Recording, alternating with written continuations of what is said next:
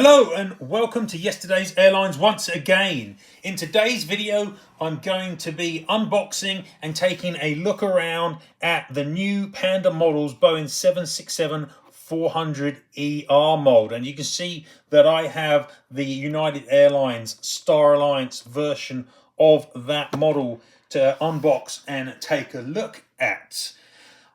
It has taken quite a while, I think, for this new Panda Models Boeing 767-400 to get to market, and they should hopefully be on sale quite soon.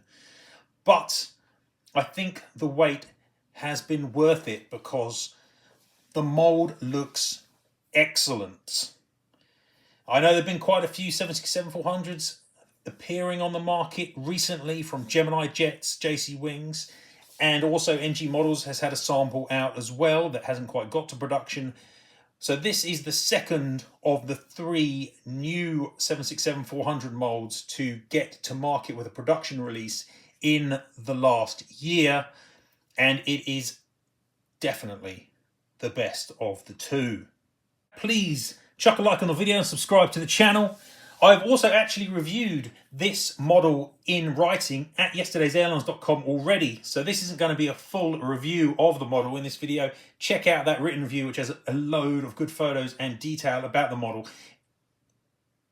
because Yesterday's Airlines tends to be the place that I publish first, and then I push out to my other channels like the YouTube channel here, or Instagram at Yesterday Airlines, or Facebook. So check out all of my channels and chuck some follows on those.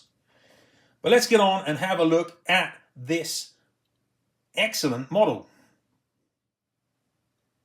So here we are with the model up on the stand. Straight away, I hope you can see that this looks like an excellent 767.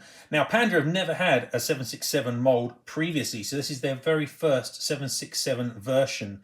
There have obviously been earlier 767-400 molds from both Herpa and Dragon Wings, both of which are really old and long in the tooth. Gemini JC released their mold last year, and I may well do a video having a bit of a comparison between this one and that one. But for this video, I'm just going to focus really on what I like about this mold and what I think of this model. So keep an eye out for any comparison video that's coming, but for this one, let's just have a look around this beauty and see what we think.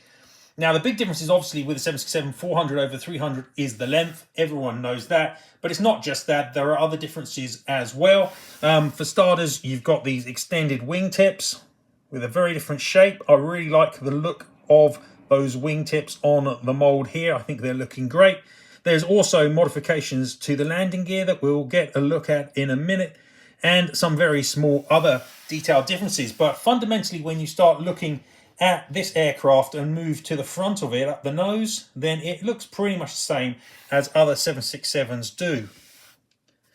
And I think that they've got the nose carried off really nicely here with this model. Can't see any issues with the shape of the nose cone. Got that classic blunt 767 nose cone. It's also got a really nice landing gear here. The nose gear has got a really nice detailed gear leg, a sensibly sized tyre, and the gear doors are not overly recessed into the fuselage, look really well sized and good. And that generally continues along the fuselage, that it's got really nicely proportioned parts to it. For example, the aerials here, really nicely sized and proportioned, and the Wi-Fi dome really well attached to the fuselage. So it's got really good features on it. And it even got very small aerial down here on the lower fuselage. So looks really nice from that angle. Moving to the tail, and again, no issues here I can see. It's got a nice, accurately length tail cone, comes to a nice point. The stabilisers all have really nice detailing on them, and good free rudder area on the base of the tail. Really liking the back. Obviously, the 400 comes with this tail bumper as well, and that is nice and moulded in on the rear fuselage, so it looks really good there. Another area I want to look at is the wing join here. Really good detailing. I really like the way that rather than making this triangular area part of the wing, that they've got the seam coming up here in front of that. I think that's a lot more accurate, follows the look and feel of the real thing, and one of the key differences between this and the Gemini mould. So the landing lights are on a portion which is actually part of the fuselage mould, not the wing. That looks really tidy and tight. Excellent stuff. Another great area for this model are the engines. Really nicely detailed. Lots of detailing here on the nacelles. Nice hot section for these General Electrics as well, and some really good pylons.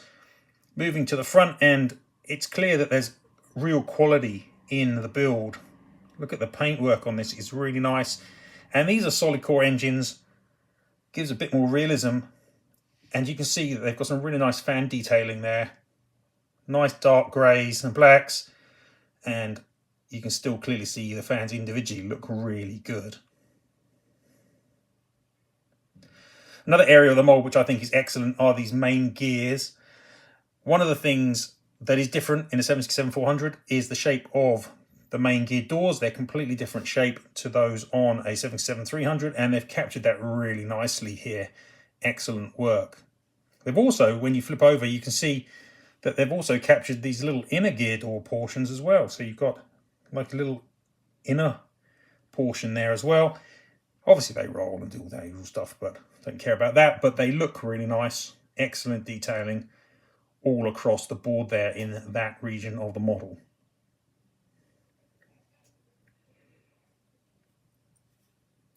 Moving back to the wings, decent flap detailing on these.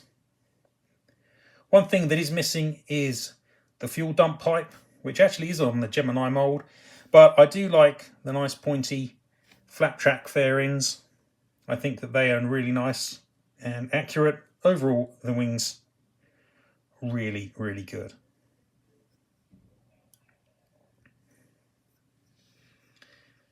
So really, from nose to tail, can't really fault this mould so far. And of course, that's with her on the stand. So we'll just zoom out a little bit so you can see the whole aircraft again. Move her around. Really nicely done. And I have to say that when you look at the printing detail here, the cockpit windows and the rest of the print, really, really nice. Really fine detailing across the entire model. Moving to the livery, it's obviously the Starlight scheme. It's this all black and white monochrome version. It looks really nice, actually. This aircraft is being shown wearing the current version of the Starlight scheme. I was really interested to see when I looked at old photos that actually on the original paint of this, that these scallops on the tail were angled differently, and it didn't have the Wi-Fi dome, and also there was a window blocked out here around the E on either side, just behind the L1 and R1 door. So this is showing the very latest version of the scheme, not the original paint that it got in 2010 when it was first painted in the Star Alliance colours. But can't see any faults with any aspect of the livery, really. Think they've got this spot on, and lots of really nice detailing, like the tiny little fleet number by the back door, and obviously the Star Alliance logo. And you can zoom in on this model quite happily and still see there's tons of really nice detailing going on here. So really, really good work. Nothing to worry about in terms of, you know, can Panda produce to the same quality as everyone else? I don't know. Maybe for American collectors, they don't have that many Panda models. I've got quite a lot because I collect a lot of Chinese airliners and perhaps a wider range than lots of people do. But I have to say, in my experience, Panda Models have been producing models which are as good or better than the majority of brands. No problems at all in that space from my perspective. Now, if we take her off the stand, there is one issue with the mould that I think perhaps needs addressing. It's not particularly large, but if you move her just so you can see her flat on, she looks a little bit level. The one thing about 767-400 is that it is a little bit nose down, and that's because they fitted larger 777 tyres rather than the original 767 tyres. I think that it could do with perhaps being raised slightly, so it's got more of a nose down attitude, something like that. But it's a minor point, not something that particularly impacts the model for me, but something that could be just slightly modified. It's interesting because the Gemini version does have a really strong nose down attitude, but that's mainly because they just have made such a mess of the nose gear, not because they were really trying, I think. But anyway, I really like this 77 mould. I think it's looking really good. Excellent reproduction of a type that frankly isn't particularly important for my collection, but I can imagine we'll be getting those United and Delta and Continental fans quite excited. Okay, so here she is up on the turntable, so you can get a good look around the entire model. There have been a lot of 767 moulds in 400 scale, but not very many new ones. We've also got the NG Models versions coming soon, and if they look anywhere near as good as this, then I think we'll be being spoiled, because this is a really attractive and well-made 767. So top marks to Panda Models for this one. Be interesting to see how many liveries they produce in it. From my perspective, I'm probably more interested in the Delta Ron Allen and the Continental than I am later schemes, but there's still probably a good 11 to 12 liveries that can be made.